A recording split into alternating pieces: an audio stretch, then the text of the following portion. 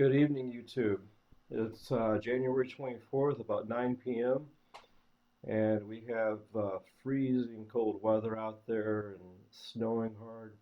So, for some reason, so many of my videos, whether it's a long video or a short, seems like it always centers around some weather event. So, I don't know why, but anyway, it's freezing cold out there, but got an exciting announcement tonight. So, I've been working on a project, and this project, I don't know if you want to call it a book, I'm actually calling it a guide, but the title of it is Human Remains Detection in the Urban Environment. And the subtitle is a guide to using the detection dog to locate the odor of human decomposition in the urban environment. So what it is it's actually a book. Is not, first of all, what it's not. This is not a USAR book. This is not urban search and rescue. It's not a disaster, FEMA disaster type book. This is actually searching for human remains in the urban environment, so within cities, stuff like that. And this has always been a very big topic with me. So I did a lot of back before I retired, as you can see on the wall. I did a lot of urban policing, and I kind of explained this in the intro to the book. Uh, Worked in the Chicago area, then later on in the St. Louis Metro East area. And that was always kind of a passion of mine, working in the urban environment. So along with that, it seemed like a lot of the searches I did back when I worked my second HR dog seemed like they were mainly around the East St. Louis area, a lot of abandoned buildings. There's one very lengthy search that I did that I talk about in the book. I actually use it as a case study, and then the purpose of it is not to tell war stories, but rather to talk about lessons learned. So there's a pretty lengthy section of all the different things that I learned during that particular search, which you have to read that to see. But anyway, I've always worked in those types of environments, and there's some excellent books out there for human remains detection, and you have some stuff like some of the stuff that Tom Osterkamp has done, for example. Excellent on scent theory and how odor moves and whatnot. Not just for human remains, but he covers a lot of areas. But a lot of stuff just in general with human remains detection, that a lot of it really focuses on the rural environment. So searching in timber, searching in wooded areas, rural areas, and there's nothing wrong with that because let's be honest, that's where a lot of the searches are. And some of the stuff is just non-specific, so it could be urban, it could be out in the woods, it could be wherever. But this book is specifically about in the urban environment. So I'll be I've already released something on Facebook, and I'll be putting some stuff out there with the table of contents, and people have a chance to look through and read it, kind of see what it is. Now, I do have to apologize. Right now, it's only going to be in an ebook. So why is that? Well, I spent a lot of time. I did all the illustrations myself, and they're very detailed. They're very color coordinated. And really, to be honest with you, this is a guide. It's approximately 120 pages long. It's a guide. It's not like a textbook. But it would cost upwards of what a textbook would cost if I tried to put this on paper and print. Because I would have to somehow try to preserve the integrity of all the illustrations and whatnot, or it would lose a lot. So that's why I've got it in it's going to be electronic right now. So I only have one ISBN number for it so far, and it's going to be, or it is, an ebook. Copyright's pending right now. So I would be looking for this around probably early spring. So I have some things to take care of with the marketing of it. It's probably going to be available mainly on my website for download. So look for that in the future. That's kind of exciting. It's been the last year and a half, and for some of you that might be watching, you attended some of my urban seminars I've done. I know I've done two up in Detroit with the assistance of Wayne State University's police department, and at the approval of the university, where we've used well, basically just training right in downtown Detroit. So that's very similar to my area around here with St. Louis City.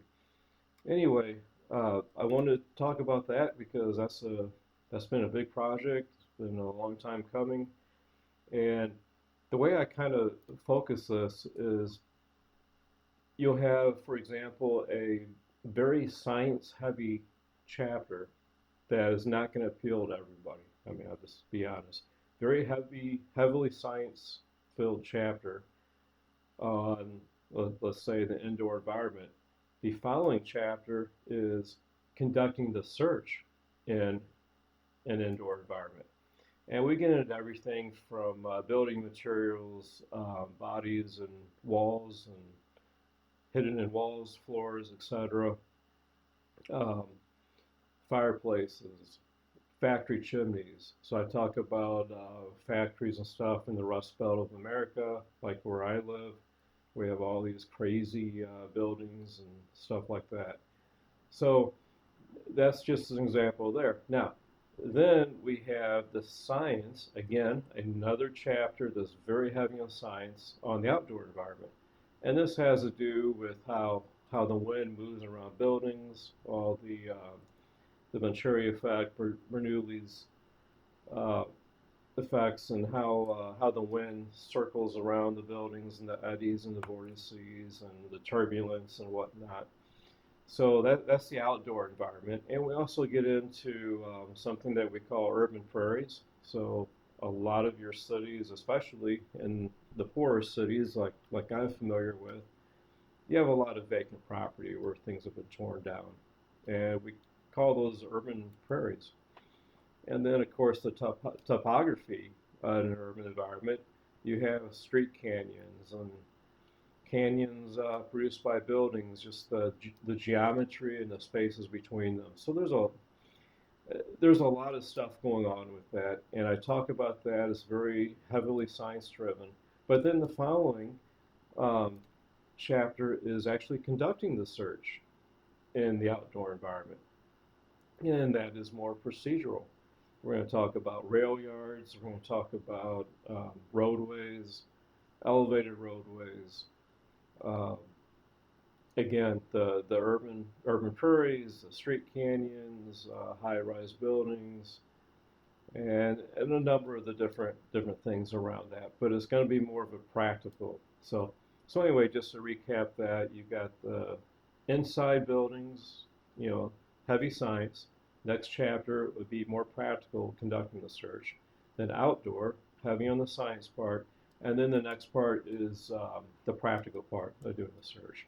And then we'll get into sewers, various types like storm sewers and whatnot. Very heavy on outline the danger of that. I don't know if you realize how dangerous city sewer systems are, but also we get into wells and cisterns and that kind of stuff. And that chapter is divided in two. So the first part is very heavy science. The second part is the practical aspect. So that's just kind of in a nutshell. There's a lot more to the book, um, or to the guide. I'm referring to it as a guide because to me, a book needs to be more than that, more than 120 pages. And this is more of a guide. I'm going to leave it at that. Um, there's also appendices with useful information. Like I said, there's a case study from a search that I did back in 2010. It's a pretty exciting search with a lot of stuff to learn from. So anyway, that's what's coming out. So be looking for that. It's been about a year and a half in the making. It's been a lot of work, way more than what I anticipated. But anyway, that's the big announcement, what I wanted to announce in this. So hopefully everything's finding everybody well with their training and whatnot. But there's also, let's not leave a good controversy unmentioned. So some of you might be following the NORT, when I say NORT, N-O-R-T, the National Odor Recognition Test that ATF uses. Some people might be following that controversy. I know there's some stuff. I'm not going to attack the science on this, okay? Uh, I do have an undergraduate degree in science. I took a lot of extra chemistry that I didn't necessarily have to take. I took it, but I am not a scientist. And again, that's all undergrad. So it's not like I'm a PhD or anything like that. So I'm going to leave the scientific controversy to others. But what I do want to do is having used various types of odor recognition tests, including back when I was working, well, I'm still with Amplata, I'm still a master trainer with Amplata, but back when I was doing a lot of the human remains detection portion of Amplata, I had the privilege to help write the evaluation for it. And back then we used, I'm dating myself here, but we used Swig Dog because back then Swig Dog was the lay of the land, and that was the way to go about using their recommendations.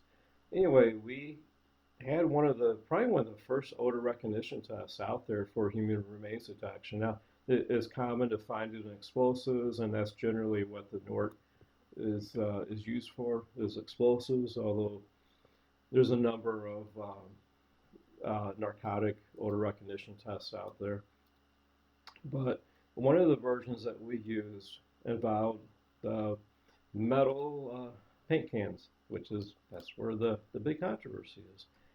And just in a nutshell, it was said, I'm not going to mention any names, by the way. It was said by somebody who I is normally pretty reliable on things, that the paint cans could be oxidizing the odor. In other words, changing the profile of the odor to where some dogs might fail because they don't recognize the odor. Again, I'm not going to say yay or nay. I'm going to leave that up to the scientists. But what I do want to do, the whole purpose of this, real quick here, I just want to give my observations, what I saw from it. And so with the human remains detection test, we would start out with we do an obedience phase, and we do an odor recognition test. And back when we were using the paint cans, these are like the 1 gallon paint cans. They've never had anything in them before. They're, like you'd buy at Home Depot or Lowe's or something like that. They're obviously clean because they haven't had paint in them. They have kind of a grayish coating on the inside, which coats the metal. They're very, very useful it's a very easy container to haul around. There's a lot of advantages to using that. But we would set up the test where we had, the target odor in one of them. Everything totally unknown to the handler, obviously, but target odor in one. Then we'd have different proofing or distraction odors in the other cans. And we might even have a can that's blank. Anyway, what I saw, my observations were, number one, people in human remains detection, a lot of people struggled more so than other disciplines. It's not because the dogs aren't as good. It's not because the handlers aren't as good. It has nothing to do with that. It's because a lot of people don't train that way. All right, a lot of people just don't train for doing line searches, for lack of a better term, for container searches, and that's just something that's kind of unique to human remains detection, because you have a lot of people who, let's be honest, they do a lot of the training on their own. They don't necessarily go through the same types of standards, academies and whatnot. In the typical police academy, you start out with box searches or searching whatever the container might be. Sometimes they're ball poppers, the remote ball poppers, stuff like that. But you have a lot of different types of lineups that people do. So when you go to do an odor recognition test in this manner, it's usually very simple, very straightforward for the handler and canine, for the canine team to do, because they've done stuff like that a lot in the past. Whereas in On the more the volunteer SAR side, you don't necessarily always have that. Sometimes you do, but you don't. So the I really can't think of any situation, as long as we use that, where we had people or we had the dog failing to recognize the target odor. And again, that's what's being alleged with this criticism of using the paint cans, that it somehow changes that target odor somehow. And the real controversy, it's involving explosive odors. It's not, you know, they're not bringing this up for human remains detection, but I'm throwing this out there because I've been active in this a lot as an evaluator, as a trainer, as a former HR handler. So again, really did not see anything going on with dogs not recognizing the odor. What I did see were the falses, the non-productive responses on your proofing and distraction odors, especially you could probably guess the animal remains. So the dogs, for any of you who aren't familiar with this, the dog is supposed to differentiate between the target odor, which would be the human decomposition odor, and the odor of an animal carcass, which is a distraction odor. And of course, we'd also have like clean gloves, which would be a proofing odor. Might have some tennis balls in there and other cans. But anyway, the biggest problem was usually it wasn't a recognition issue with the target odor. It was, if the dog came to the target odor first, it was usually an easy pass. If the dog started out, if they had to go across the animal remains, then that was sometimes a point of failure. Now, we also had a lot of people that failed, I mean, that passed it perfectly, so I don't mean to make it sound like everybody had trouble. But the other thing I would see is mainly, like I alluded to, a training issue. So are people familiar with doing box searches in a lineup like that? And again, a lot of that's just a training issue. So we've had dogs come out and grab the cans and crush them in their mouths. We've had dogs that come out and want to play with the cans and start using their paws to bat the cans around all over the place. We've had all kinds of stuff like that would be strictly a training issue, not anything where the target odor is being changed, if you will.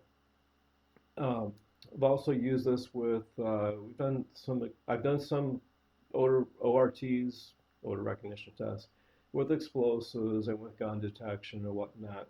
Again, I've never seen any issues personally myself. Again, I'm not saying that anybody's wrong in this.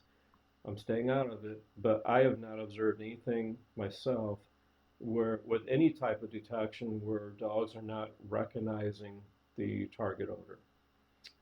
So anyway, that's just my 2 cents on it.